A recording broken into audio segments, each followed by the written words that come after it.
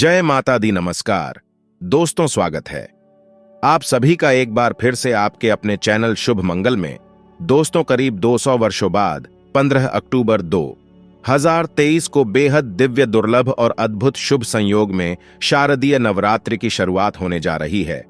और दोस्तों, इस बार की ये नवरात्रि बेहद ही खास इसलिए होने वाली है क्योंकि इस बार की शारदीय नवरात्रि ठीक सूर्य ग्रहण के बाद पड़ रही है और इस सूर्य ग्रहण के प्रभाव से लोगों की किस्मत चमकने वाली है।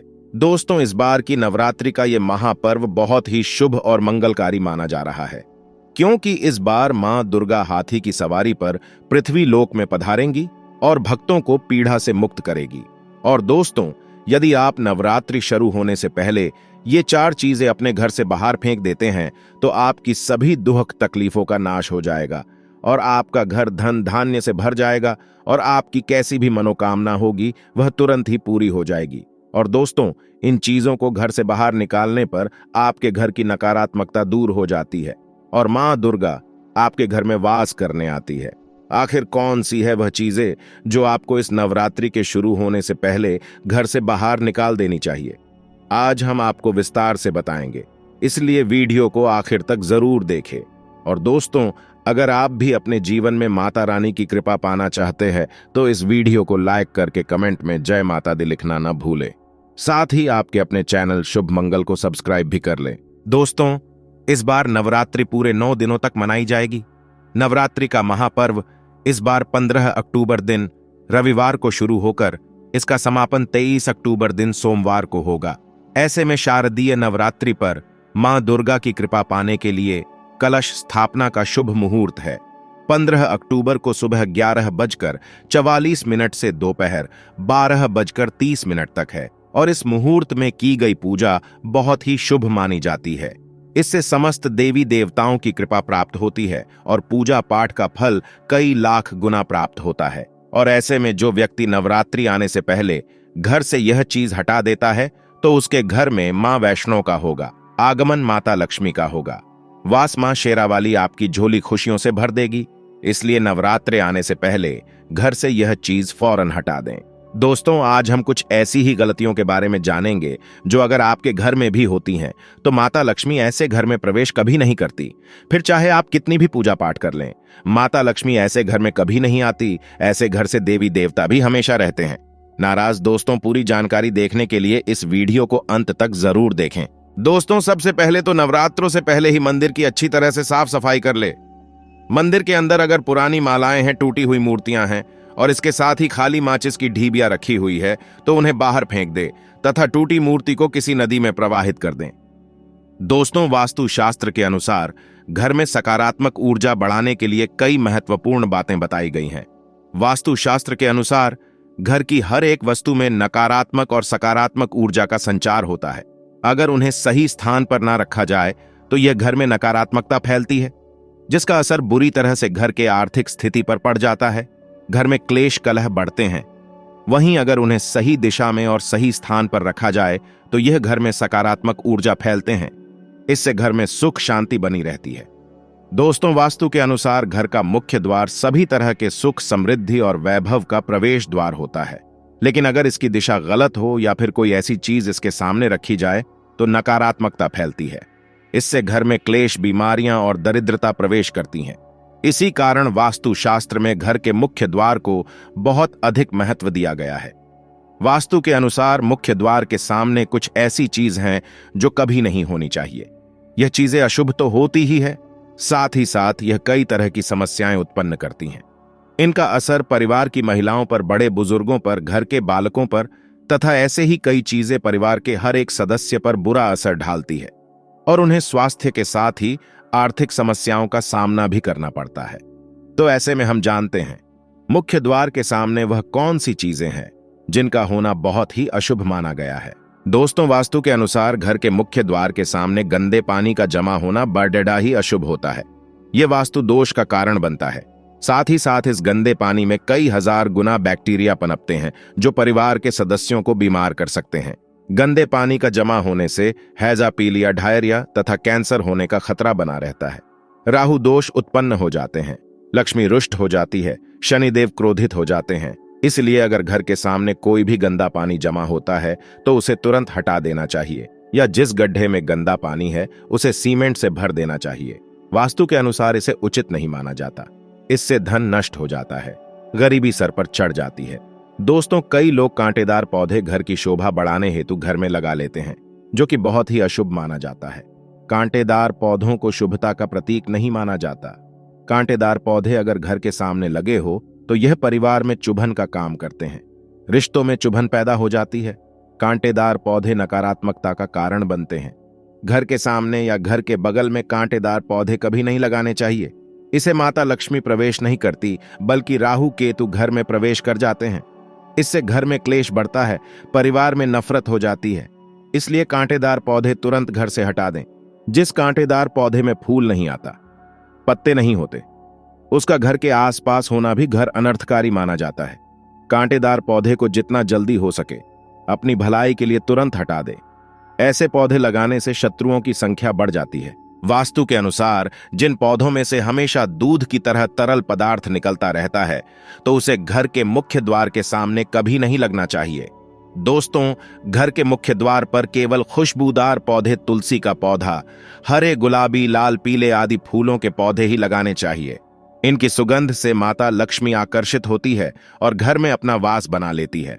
दोस्तों, कूड़ा डालने में आसानी हो जाए, इसलिए कुछ लोग कूड़ेदान को मुख्य द्वार के सामने सटाकर रख देते हैं अथवा घर के सामने ही रख देते हैं। लेकिन वास्तुशास्त्र के अनुसार यह बहुत ही कष्टकारी होता है। इसे धन की हानि का सूचक माना जाता है, इसलिए ऐसा भूलकर भी ना करें। और दोस्तों, कूड़ेदान को उत्तर दिशा में नहीं रखना चाहिए। इस दिशा को देवी लक्ष्मी की दिशा माना गया है। साथ ही साथ मुख्य द्वार पर झाड़ू, पोछा, वाइपर आदि भी नहीं रखना चाहिए। इसे बहुत ही अशुभकारी माना जाता है। कई घरों के सामने बिजली का खंभा होता है, लेकिन वास्तु के अनुसार यह परिवार की सदस्यों की उन्नति में बाधा होता है। मुख्य द्वार के सामने खंभा होना बहुत ही हानिकारक हो सकता है, इसलिए मुख्य द्वार बनाते समय इस बात का ध्यान अवश्य रखें। दोस्तों, घर के मुख्य द्वार के सामने घने पेड़ पौधे नहीं होने चाहिए। इससे वास्तु दोष उत्पन्न होता है। साथ ही साथ इससे सूर्य प्रकाश घर में प्रवेश नहीं कर पाता। प्रातः काल में घर के मुख्य द्वार से सूर्य प्रकाश घर में प्रवेश करता है, तो यह स्वास्थ्य के दृष्टिकोण से भी अच्छा होता है। साथ ही घर में सुख, समृद्धि और शांति बनी रहती है। इसी कारण घर के मुख्य द्वार के सामने पेड़ होना शुभ नहीं माना जाता। पेड़ पौधे हमेशा घर के साइड में होने चाहिए, घर के सामने नहीं। घर के आगे से बेल का ऊपर चढ़ना बहुत ही अशुभकारी माना जाता है। वास्तु के अनुसार इससे विरोधियों तथा शत्रुओं की संख्या बढ़ती है, व्यक्ति की उन्नति में बाधा निर्माण होती है। दोस्तों, घर की दहलीज के बारे में सलाह दी जाती है कि मेन डोर पर एक दहलीज हो। सुनिश्चित करें कि घर जमीन के समान स्तर पर ना हो।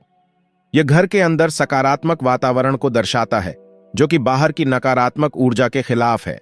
दहलीज बुरी शक्तियों के खिलाफ रोड़े का काम करता है और पैसे को बर्बाद होने से बचाता है। वास्तु के अनुसार मुख्य द्वार की दहलीज से ऊंची सड़क होना बहुत ही कष्टकारी होता है। मुख्य द्वार या फिर कहीं भी घर के सामने गड्ढा या कीचड़ नहीं होना चाहिए। यह शौक कारक होता है, इससे शोक समाचार की प्राप्ति होती है। घर के मुख्य द्वार के सामने मंदिर भी बिल्कुल नहीं होना चाहिए। अगर घर के मुख्य द्वार के सामने मंदिर हो तो परेशानियां और संकट से घिरे रहेंगे। मुख्य द्वार के सामने सीढ़ी नहीं बननी चाहिए, इससे तरक्की में बाधा का निर्माण होता है। बच्चों को पढ़ाई में सफलता नहीं मिल पाती। घर के मुख्य द्वार के ऊपर अन्य द्वारा होना भी नुकसानदायक होता है, इससे धान का नाश होता है। घर के ऊपर पड़ रही छाया से भी छाया वेद होता है। हालांकि यह देखना होता है कि घर के ऊपर किसकी छाया पड़ रही है, किस दिशा से किस प्रकार की छाया होती है, उसी से लाभ या फिर नुकसान का पता चलता है। दोस्तों, घर के मुख्य द्वार पर कभी भी माता लक्ष्मी की तस्वीर आपको बिल्कुल नहीं लगानी चाहिए। दोस्तों, माता लक्ष्मी की तस्वीर को हमेशा अपने घर के पूजा घर के अंदर स्थापित करना चाहिए, या फिर अलमारी के अंदर आपको माता लक्ष्मी और माता लक्ष्मी से जुड़ी सभी चीजें रख देनी चाहिए, क्योंकि माता लक्ष्मी का स्थान हमेशा घर के अंदर ही माना जाता है, न कि उनका स्थान आपके द्वार पर। माता लक्ष्मी को कभी बाहर नहीं करना चाहिए। धन की देवी को हमेशा घर में स्थान दिया जाता है। कई लोग क्या करते हैं कि फैशन के तौर पर घर के द्वार पर ही माता लक्ष्मी की तस्वीर लगा देते हैं, तो ऐसे में माता लक्ष्मी द्वार से ही वापस चली जाती है, घर के अंदर कभी भी प्रवेश नहीं करती। आपको इस बात का जरूर ध्यान रखना चाहिए। प्रवेश द्वार पर चप्पल नहीं रखनी चाहिए। इससे प्रवेश द्वार अपवित्र हो जाता है और नकारात्मक ऊर्जा प्रवेश कर जाती है तथा धन की देवी माता लक्ष्मी नाराज होकर चली जाती है और कभी भी आपके द्वार पर नहीं आती। दोस्तों, केले के पत्ते के बंधनवार अपने घर के मुख्य द्वार पर जरूर लगाने चाहिए। इससे माता लक्ष्मी आकर्षित होती है। ऐसे घर पर सदैव अपना आशीर्वाद बरसती रहती है। बंधनवा के माध्यम से समझ लीजिए कि आपके जीवन के अंदर, घर के अंदर माता लक्ष्मी यश, वैभव, कीर्ति और कुबेर के साथ प्रवेश करती है और आपके घर का मुख्य द्वार आपको मालामाल बना देता है। घर का द्वार घर की संपन्नता के बारे में बताता है, तो भूलकर भी घर के मुख्य द्वार के आसपास आपको किसी भी प्रकार का कचरा बिल्कुल भी नहीं फैलाना चाहिए, ताकि आपको इसका सकारात्मक परिणाम देखने को मिल सके, न कि आपको इसका नकारात्मक परिणाम झेलने पड़े। दोस्तों, सजावट के तौर पर घर के मेन डोर पर ऐसे फूल न लगाए। ऐसे पौधे जिनके अंदर फूल तो खिलते हैं लेकिन एक दिन में ही मुरझा जाते हैं, जैसे कि छुई मुई का पौधा, इस तरह के पौधे आपको अपने घर के मुख्य द्वार पर बिल्कुल भी नहीं लगाने चाहिए। ऐसे पौधे जो सुगंध की जगह दुर्गंध देते हैं, उन पौधों को भी मुख्य द्वार से दूर रखना चाहिए। अपने घर के मुख्य द्वार पर इन पौधों को लगाने से बचें। दोस्तों, घर के मुख्य द्वार पर छोटी छोटी घंटियां जरूर लगानी चाहिए। घर में विंड चाइम लगाना बहुत ही शुभ और मंगलकारी माना जाता है, क्योंकि इसकी जो खनखनाहट होती है वह घर में मां लक्ष्मी का प्रवेश करवाती है, सकारात्मक चीजों को अपनी ओर आकर्षित करती है और नकारात्मकता इन घंटियों की आवाज सुनकर अपने आप बाहर चली जाती है। तो ऐसी चीज अपने घर के मुख्य द्वार पर जरूर लगाए और फिर देखिए कि आपको कितना फायदा प्राप्त होता है। मुख्य द्वार के सामने कभी भी शीशा ना लगे, यह इन ऊर्जाओं को प्रतिबिंबित करेगा जो घर में प्रवेश कर सकती है। मुख्य द्वार पर ऐसी कोई पेंटिंग या कलाकृति ना लगाए जिसमें काले रंग हो। दोस्तों, एक बात का ध्यान रखें, घर के मुख्य द्वार पर कभी भी घर की महिलाएं रात्रि के समय या फिर शाम के समय घर की चौखट पर ना बैठे। जो महिलाएं घर की चौखट पर बैठती हैं, खास तौर से शाम के समय, सूर्यास्त के समय, तो ऐसे घर में हमेशा दरिद्रता बनी रहती है। कोई शोक समाचार सुनने को मिल सकते हैं। प्राचीन काल से ही यह मान्यता चली आ रही है। वैसे तो चौखट पर बिल्कुल भी नहीं बैठना चाहिए। ऐसा करना आपके घर में बर्बादी का कारण बन सकता है। मान्यता है कि जो भी व्यक्ति घर की चौखट पर बैठता है उसे आने वाले समय में किसी गंभीर बीमारी का सामना करना पड़ सकता है और ऐसे घर में देवी देवता कभी निवास नहीं करते। दोस्तों, कई बार लोग क्या करते हैं, बाहर से सीधे आते हैं और आते ही गंदे जूते चप्पल जो भी होते हैं उन्हें मुख्य द्वार पर ही बिखेर देते हैं या फिर घर के अंदर फेंक देते हैं। इसके अलावा इस बात का भी जरूर ध्यान रखें कि आपको अपने मुख्य द्वार पर कभी भी जंग लगा हुआ या फिर पुराना टूटा हुआ ताला इस्तेमाल नहीं करना चाहिए। अगर ताला खराब हो गया है तो नया ताला ले ले, क्योंकि जंग लगा हुआ ताला इस्तेमाल करने से व्यक्ति की किस्मत पर भी ताले पड़ सकते हैं, जो कि ऐसी मान्यता है। दोस्तों, अब हम आपको बताएंगे नवरात्रि के दौरान किन चीजों को घर लाने से व्यक्ति को मां दुर्गा का आशीर्वाद मिल सकता है। नवरात्रि की अवधि माता दुर्गा के विभिन्न रूपों को समर्पित होती है। ऐसे में इस दौरान आप माता दुर्गा की मूर्ति अपने घर ला सकते हैं। ऐसा करने से मां भगवती की कृपा आप और आपके परिवार पर बनी रहेगी। साथ ही माता दुर्गा की कृपा से व्यक्ति को धन धान्य में भी खूब तरक्की मिलती है। साथ ही आप मां दुर्गा के पद चिन्ह भी अपने घर लाएं और उन्हें पूजा स्थल के पास लगाएं। ऐसा करने से व्यक्ति के आर्थिक लाभ के योग बनते हैं। दोस्तों, हिंदू धर्म में कलश को शुभता का प्रतीक माना जाता है। वहीं नवरात्रि के पहले दिन कलश स्थापना का विधान है। ऐसे में शारदीय नवरात्रि पर अपने घर कलश जरूर लाना चाहिए। मिट्टी के अलावा पीतल, चांदी या सोना का कलश लाना भी शुभ माना गया है। दोस्तों, मां दुर्गा के मंत्रों का जाप करने के लिए लाल चंदन की माला सबसे उत्तम मानी गई है। इसलिए शारदीय नवरात्रि के दौरान लाल चंदन की माला घर लेकर आना बहुत ही शुभ माना गया है।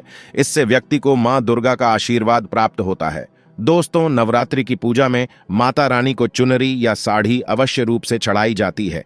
ऐसे में आप इस नवरात्रि लाल, पीला या फिर गुलाबी चुनरी या साड़ी खरीद कर अपने घर ला सकते हैं और वह मां दुर्गा को अर्पित कर सकते हैं। इससे मां दुर्गा का आशीर्वाद मिलता है और व्यक्ति के अच्छे दिन शुरू हो जाते हैं। दोस्तों, सनातन धर्म में त्रिशूल को शक्ति का प्रतीक माना गया है। साथ ही यह मां दुर्गा के प्रमुख अस्त्रों में से भी एक है। ऐसे में इस नवरात्रि आप एक छोटा सा त्रिशूल खरीद कर अपने पूजा घर में रख सकते हैं। वहीं सिंदूर सौभाग्य का प्रतीक माना गया है, इसलिए नवरात्रि में आप अपने घर सिंदूर खरीद कर लाएं। इससे सुहानिक महिलाओं को अखंड सौभाग्य का आशीर्वाद प्राप्त होता है। तो आइए दोस्तों, अब सुनते हैं श्री दुर्गा नवरात्रि व्रत कथा, जिसे सुनने मात्र से आपकी सभी मनोकामनाएं पूरी हो जाएगी।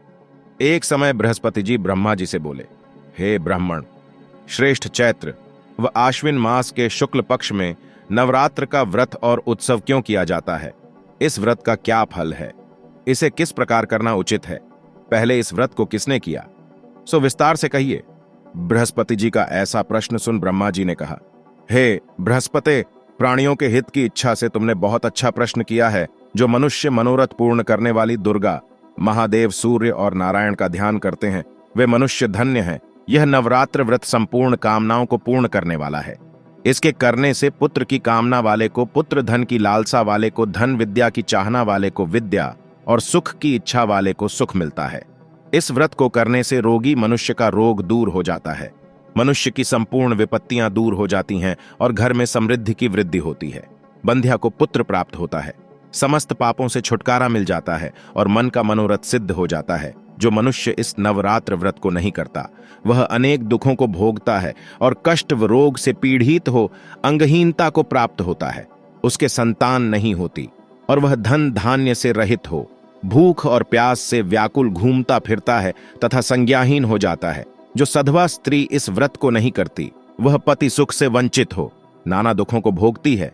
यदि व्रत करने वाला मनुष्य सारे दिन का उपवास न कर सके तो एक समय भोजन करे और 10 दिन बांधवों सहित नवरात्र व्रत की कथा का श्रवण करे। हे बृहस्पति, जिसने पहले इस महाव्रत को किया है, वह कथा मैं तुम्हें सुनाता हूं। तुम सावधान होकर सुनो। इस प्रकार ब्रह्मा जी का वचन सुनकर बृहस्पति जी बोले, हे ब्राह्मण, मनुष्यों का कल्याण करने वाले इस व्रत के इतिहास को मेरे लिए कहो। मैं सावधान होकर सुन रहा हूं। आपकी शरण में आए हुए मुझ पर कृपा करो। ब्रह्मा जी बोले, प्राचीन काल में मनोहर नगर में पीठत नाम का एक अनाथ ब्राह्मण रहता था। वह भगवती दुर्गा का भक्त था। उसके संपूर्ण सद्गुणों से युक्त सुमति नाम की एक अत्यंत सुंदरी कन्या उत्पन्न हुई। वह कन्या सुमति अपने पिता के घर बाल्यकाल में अपनी सहेलियों के साथ क्रीड़ा करती हुई इस प्रकार बढ़ने लगी, जैसे शुक्ल पक्ष में चंद्रमा की कला बढ़ती है। उसका पिता प्रतिदिन जब दुर्गा की पूजा करके होम किया करता, वह उस समय नियम से वहां उपस्थित रहती। एक दिन सुमति अपनी सखियों के साथ खेल में लग गई और भगवती के पूजन में उपस्थित नहीं हुई। उसके पिता को पुत्री की ऐसी असावधानी देखकर क्रोध आया और वह पुत्री से कहने लगा, अरे दुष्ट पुत्री, आज तूने भगवती का पूजन नहीं किया, इस कारण मैं किसी कुष्ठ रोगी या दरिद्र मनुष्य के साथ तेरा विवाह करूंगा। पिता का ऐसा वचन सुन सुमति को बड़ा दुख हुआ और पिता से कहने लगी, हे पिता, मैं आपकी कन्या हूं तथा सब तरह आपके अधीन हूं। जैसी आपकी इच्छा हो वैसा ही करो। राजा से, कुश्ती से, दरिद्र से अथवा जिसके साथ चाहो मेरा विवाह कर दो, पर होगा वही जो मेरे भाग्य में लिखा है। मेरा तो अटल विश्वास है, जो जैसा कर्म करता है उसको कर्मों के अनुसार वैसा ही फल प्राप्त होता है। क्योंकि कर्म करना मनुष्य के अधीन है, पर फल देना ईश्वर के अधीन है। जैसे अग्नि में पड़ने से तृणादि उसको अधिक प्रदीप्त कर देते हैं। इस प्रकार कन्या के निर्भयता से कहे हुए वचन सुन उस ब्राह्मण ने क्रोधित हो अपनी कन्या का विवाह एक कुश्ती के साथ कर दिया और अत्यंत क्रोधित हो पुत्री से कहने लगा, हे पुत्री, अपने कर्म का फल भोगो। देखें भाग्य के भरोसे रहकर क्या करती हो। पिता के ऐसे कटु वचनों को सुन सुमति मन में विचार करने लगी, अहो मेरा बड़ा दुर्भाग्य है जिससे मुझे ऐसा पति मिला। इस तरह अपने दुख का विचार करती हुई वह कन्या अपने पति के साथ वन में चली गई और ढरावने कुशायुक्त उस निर्जन वन में उन्होंने वह रात बड़े कष्ट से व्यतीत की। उस गरीब बालिका की ऐसी दशा देख देवी भगवती ने पूर्व पुण्य के प्रभाव से प्रकट हो सुमति से कहा, हे दीन ब्राह्मणी, मैं तुझसे प्रसन्न हूं, तुम जो चाहो सो वरदान मांग सकती हो। भगवती दुर्गा का यह वचन सुन ब्राह्मणी ने कहा, आप कौन हैं, वह सब मुझसे कहो। ब्राह्मणी का ऐसा वचन सुन देवी ने कहा कि मैं आदिशक्ति भगवती हूं और मैं ही ब्रह्म विद्या व सरस्वती हूं।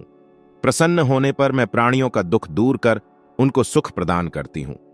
हे ब्राह्मणी, मैं तुझ पर तेरे पूर्व जन्म के पुण्य के प्रभाव से प्रसन्न हूं। तुम्हारे पूर्व जन्म का वृतांत सुनाती हूं, सुनो। तू पूर्व जन्म में निषाद की स्त्री थी और अति पतिव्रता थी। एक दिन तेरे पति निषाद ने चोरी करने के कारण तुम दोनों को सिपाहियों ने पकड़ लिया और ले जाकर जेल खाने में कैद कर दिया। उन लोगों ने तुझको और तेरे पति को भोजन भी नहीं दिया। इस प्रकार नवरात्र के दिनों में तुमने न तो कुछ खाया और न जल ही पिया। इस प्रकार 9 दिन तक नवरात्र का व्रत हो गया। हे ब्राह्मणी, उन दिनों में जो व्रत हुआ, इस व्रत के प्रभाव से प्रसन्न होकर मैं तुझे मनोवांछित वर देती हूं। तुम्हारी जो इच्छा हो सो मांगो। इस प्रकार दुर्गा के वचन सुन ब्राह्मणी बोली, अगर आप मुझ पर प्रसन्न हैं तो हे दुर्गे, मैं आपको प्रणाम करती हूं। कृपा करके मेरे पति का कोढ़ दूर करो। देवी ने कहा, उन दिनों तुमने जो व्रत किया था, उस व्रत का एक दिन का पुण्य पति का कोढ़ दूर करने के लिए अर्पण करो। उस पुण्य के प्रभाव से तेरा पति कोढ़ से मुक्त हो जाएगा। ब्रह्मा जी बोले, इस प्रकार देवी के वचन सुन वह ब्राह्मणी बहुत प्रसन्न हुई और पति को निरोग करने की इच्छा से जब उसने तथास्तु ऐसा वचन कहा, तब उसके पति का शरीर भगवती दुर्गा की कृपा से कुष्ठ रोग से रहित हो अति कांतिवान हो गया। वह ब्राह्मणी पति की मनोहर देह को देख देवी की स्तुति करने लगी, हे दुर्गे, आप दुर्गति को दूर करने वाली, तीनों लोकों का संताप हरने वाली, समस्त दुखों को दूर करने वाली, रोगी मनुष्य को निरोग करने वाली, प्रसन्न हो, मनोवांछित वर देने वाली और दुष्टों का नाश करने वाली जगत की माता हो। हे अंबे, मुझ निरपराध अबला को मेरे पिता ने कुष्ठी मनुष्य के साथ विवाह कर घर से निकाल दिया। पिता से तिरस्कृत निर्जन वन में विचर रही हूं। आपने मेरा इस विपदा से उद्धार किया है। हे देवी, आपको प्रणाम करती हूं, मेरी रक्षा करो। ब्रह्मा जी बोले, हे बृहस्पति, उस ब्राह्मणी की ऐसी स्तुति सुन देवी बहुत प्रसन्न हुई और ब्राह्मणी से कहा, हे ब्राह्मणी, तेरे उदालय नामक अति बुद्धिमान, धनवान, कीर्तिवान और जितेंद्रिय पुत्र शीघ्र उत्पन्न होगा, ऐसा वर प्रदान कर देवी ने ब्राह्मणी से फिर कहा कि हे ब्राह्मणी, और जो कुछ तेरी इच्छा हो वह मांग ले।